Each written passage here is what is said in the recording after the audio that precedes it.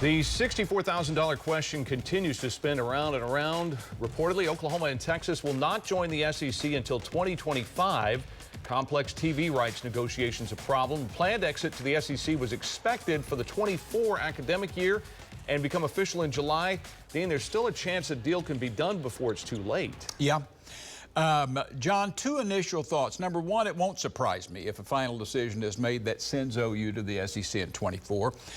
Having said that, if I were the OU president, Joe Castiglione, I don't go out of my way to make all this happen. And, it's not a race in my mind. Number two, the news that it's set for 2025, it's really very good for Oklahoma. You remember the football results. Basketball is all of a sudden, it may wind up worse than the 6-7 football season. Truth is, at most any other time in program history, I think OU would go in with their chest out. But right now, anyone who thinks OU needs to just jump into the SEC play ASAP, either one, doesn't care about winning, or number two, doesn't acknowledge the current disparity gap between right now where Georgia, Bama, and some of the other SEC programs are right now.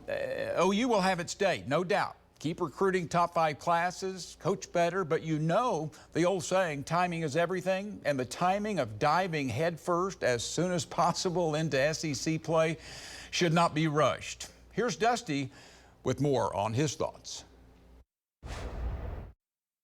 When is Oklahoma and Texas going to finally depart the Big 12 and join the SEC? Boy, it's the million-dollar question everybody's been wondering since last summer when we first found about their departure to the SEC. And when we thought about 6-7 weeks ago, we knew this thing was going to happen. They're going to be out after the 2023 season in time for 2024. And everything lines up, right? You've got the college football playoff. You got the new SEC contract with only ESPN. You got UCLA and USC headed to the Big Ten. Everything seemed to be aligning, and it makes sense. The problem is Fox. They're a big partner in this. They're a big player in this, and they're trying to figure out how to make Fox whole on that 2024 inventory for that prime advertising real estate that Oklahoma and Texas draw. Seems like they're at an impasse, and this isn't going to happen. And I can understand if there's some people upset, but I'm going to tell you who's not going to be upset. The Oklahoma football people, because from day one, I was told, and at the end of last summer by the people at the highest level